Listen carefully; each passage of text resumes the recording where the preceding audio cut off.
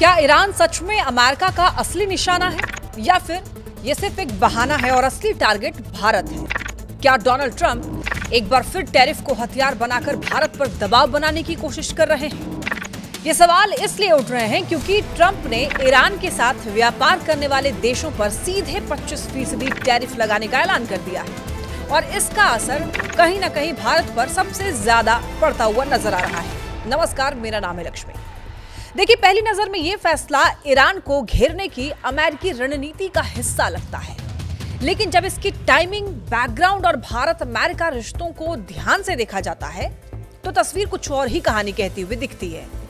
Donald Trump का ये tariff बम ऐसे वक्त पर फोड़ा गया है जब भारत और अमेरिका के बीच लंबे समय से अटकी हुई ट्रेड डील पर बातचीत दोबारा शुरू होने की उम्मीद जताई जा रही थी।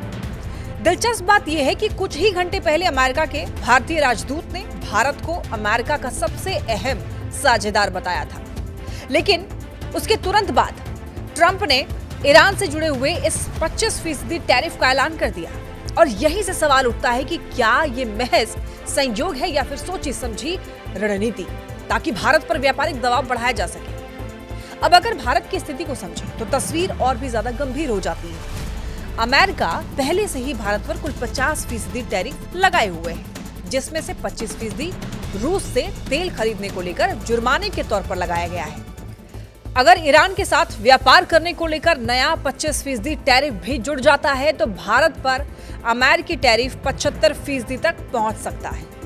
इतना भारी टैक्स किसी भी देश के निर्यातकों के लिए लगभग बाजार बंद होने जैसा होता है और यही वजह है कि इस फैसले को भारत के खिलाफ एक बड़े दबाव के तौर पर देखा जा रहा है। सबसे दिलचस्प बात यह है कि ईरान का सबसे बड़ा व्यापारिक साझेदार चीन है, लेकिन ट्रंप की सख्ती का असर भारत पर ज्यादा पड़ता हुआ नजर आ रहा है और यही वजह है कि एक्सपर्ट्स ये सवाल पूछ रहे हैं कि अगर मकसद सिर्फ ईरान को घेरना होता तो फिर सबसे पहले चीन पर इतना बड़ा दबाव क्यों नहीं बनाया गया? क्या इसकी वजह यह है कि अमेरिका भारत को ट्रेड डील की मेज पर अपनी शर्तों पर लाना चाहता है और टैरिफ उसी दबाव का तरीका है?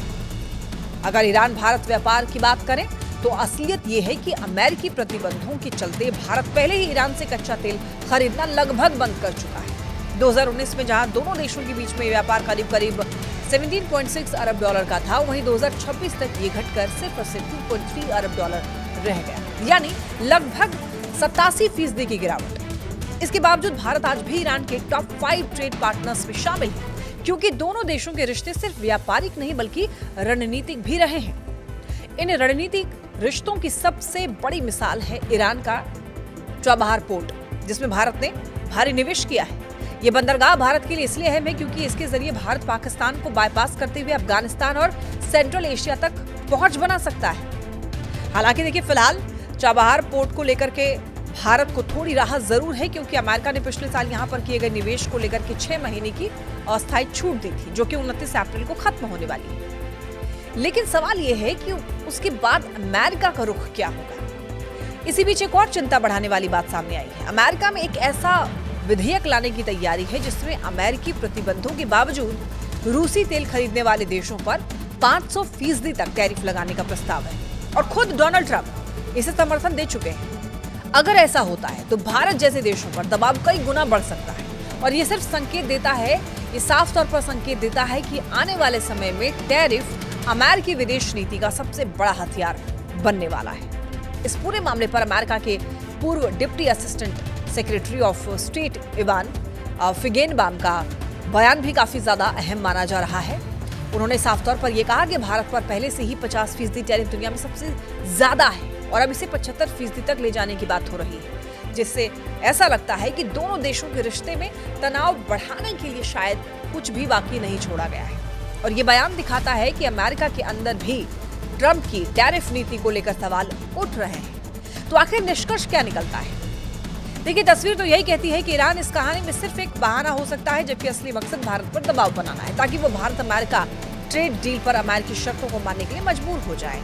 लेकिन भारत की विदेश और व्यापार नीति का इतिहास ये बताता है कि देश दबाव में नहीं बल्कि अपने रणनीतिक हितों को ध्यान में रखकर फैसले करता है। तो अब ये देखना होगा कि क्या ट्रंप की टैरिफ राजनीति भारत को झुकाने में कामयाब होती है या फिर भारत इस दबाव को एक और चुनौती की तरह लेकर के अपनी शर्तों पर आगे बढ़ता है, क्योंकि ये लड़ाई सिर्फ व्यापार की नहीं बल्कि भारत की आर्थिक और रणनीतिक आजादी की भी है।